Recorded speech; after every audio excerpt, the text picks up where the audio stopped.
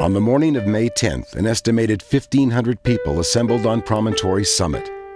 The vast majority were rail workers, but some local citizens made their way to the site, joining a military detachment bound for San Francisco.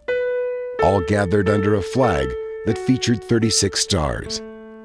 At this moment of moments, Utah's leading citizen and primary railroad contractor was nowhere to be found. Brigham Young had to be thinking about the amount of money that was owed to his people at that point when they were doing all of the celebrating, because there were still a lot of bills that hadn't been paid. I think the reason that he didn't go was a smart one, because this celebration was not in any local control. And if Young had gone up there and been snubbed, the way that he'd been snubbed by many of the Union Pacific people over the past months, it would have been very embarrassing to him politically among his own people. Brigham Young turned his back on the ceremony and traveled to settlements in southern Utah. By his reckoning, the railroad companies owed him over $1 million as they gathered at Promontory.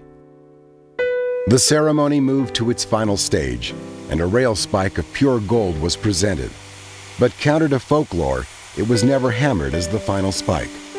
Instead, it was slipped into a pre-drilled hole for show, and then was quickly pulled out. Officials from the Central Pacific and Union Pacific swung heavy hammers at a final iron spike, and they missed. But it was enough to trigger a one-word message from the telegraph operators. Done, D-O-N-E. And that brought great celebration all across the country. And then simultaneously, a cannon looking over the Pacific and a cannon looking over the Atlantic boom out the notice to the world. Tens of thousands of people in Chicago and San Francisco and Sacramento and Washington, D.C. and New York and all of the major towns and small towns erupt into a wild tumult of celebration. To His Excellency, General U.S. Grant, President of the United States. Sir, we have the honor to report the Pacific Railroad is finished. Leland Stanford. Souvenir hunters dropped onto the track, prying up dozens of spikes and splintering the last wooden rail tie into pieces until it disappeared into 100 different hands. The race was over. Symbolically, a new race was beginning, as many were left scrambling for a piece of the moment. Well, it's almost like waking up with a hangover after a great party, because the problems of railroad construction started coming home to roost after the great party of completion. In April, before the line was completed, Brigham Young had dispatched his son to Boston to confront the Union Pacific Board of Directors and demand payment of close to $1 million. April 3, 1869. The affairs of the Union Pacific are in a muddle. Credit is weak, and there is a general apprehension they will not meet their obligations. If the money is ever collected from them, it will be in the next world. Your son, Joseph A. Young. From his earliest pronouncements from the pulpit, Brigham Young had staked a personal claim to the railroad work that he said was divinely inspired. It was Brigham's contract, his negotiating skills that would secure the best deal for Mormon workers. It was his plan to keep out the evil influences and extract the good. He hoped it would bring cash revenues, and the Union Pacific was notoriously corrupt and resulting in congressional investigations. And so the result was that virtually no cash came in terms of what had been promised and contracted. This was just a tremendous shock to Utah, and we find by the summer of 1869, we find the territory just thrown out onto the barter system because there was no cash. Mormon railroad workers had signed IOUs to local businesses for food and clothing. Businesses had borrowed money to stay in business. The territorial economy was failing because of the unpaid railroad work. Brigham Young attempted to remind the Union Pacific of T.C. Durant's promises. When you were present, you were pleased to make a promise to my sons Brigham and John W. that if we would keep on a large workforce, you would pay what it is worth. Durant would not respond. Instead, the letters Young received were from destitute fellow church members who begged for their pay. One, Bernard Snow, had served as a subcontractor, hiring hundreds of men to work on the rail line for up to 1 year. July 26, 1869. May God bless them, for they have suffered severely. I must ask you, what will be done to satisfy their claims? They have not been paid 1 cent.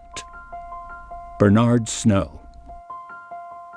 But for others, the losses were measured in more than money. You have the firm of Benson, Farr & West, who had agreed to grade between Humboldt Wells in Nevada all the way up into the Promontory Mountains. And basically, Chauncey West was the youngest man. He was in his early 40s at that point, and he really took the brunt of the work, the supervision, and got himself into some real hot water financially. When people were asking to be paid, and he still had not been paid by the Central Pacific, he advanced his own money, and so he was virtually ruined by this whole thing with the railroad. Brigham Young tried to intervene in West's behalf with Leland Stanford, reminding Stanford of the promises that had been made during the fierce final stage of competition. You promised me that if I telegraphed Bishop West to take charge of the work and crowd it through, you would see that he was made whole or indemnified to the full extent. It was no matter what the work cost. The object was to have the work done. Chauncey West, polygamist husband to several wives, father to more than 24 children, pursued Leland Stanford in California. In a San Francisco hotel room, he dropped dead of a stroke at the age of 43. His partner, LDS Church apostle Ezra Taft Benson, died the same week. In Boston, Brigham's son Joseph made one final headstrong push on the Union Pacific Board of Directors, recounting his confrontation in a letter home to his father. I wish to know whether it is the intention of this company to keep President Young out of $750,000.